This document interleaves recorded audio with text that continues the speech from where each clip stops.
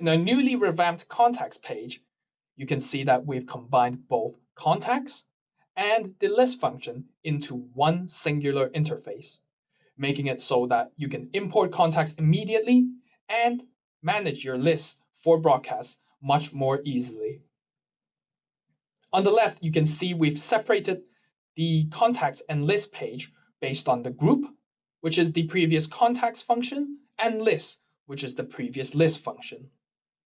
In all contacts, you can see all of the contacts that you're allowed to preview, such as if you're an admin, you'll see all contacts.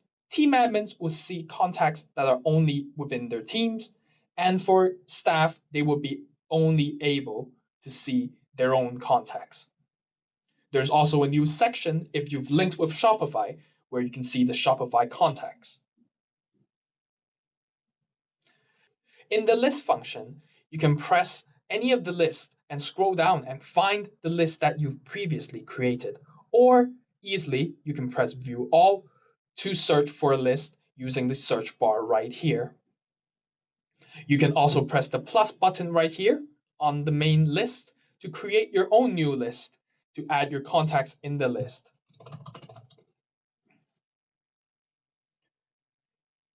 To add new contacts, simply go to All Contacts, find the contact you want, press, and Add to List. Simple as that. So now the contact should show up on the list as same as before. The difference for the new contacts function is that on the left, you can press the three dots to access the edit column function. Unlike previously, where there's a pop-up, now in the column management page, you can easily see all the columns in one place, whether it's shown or not, and also which field type they represent. Either if it's a single line text, where you can change their fields as long as you have any information, phone numbers, emails, and even labels. To add a new column, you can just press Add Column, create the name, and also choose the field type. Once you press Create, it will show in the bottom. However, if you want to move the sequence to the top, you can hold it and drag it up so that the sequence updates. Once you've set everything up, you can press the left Save button to save your edits.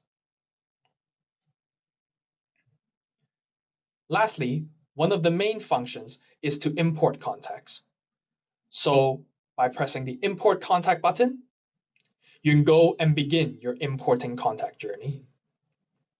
Same as before, you can download sample files by pressing the blue text for CSV or an Excel file. Once you have that ready, you can press the next button and upload your list. For the upload list now, we've also shown our available contacts on the right so that you would not exceed the limit once you're uploading more contacts. Once you press next, you can match the information according from your file to the SleekFlow platform. A few things of note is that you can change the columns that you want to match, and also the two actions which you want to take, either overwriting information, updating blank information, or even add appendix for certain custom fields. Once you've completed that, you can press Next, and you can define import either as individual contacts where you do not need a list, or add to a singular list that you've created.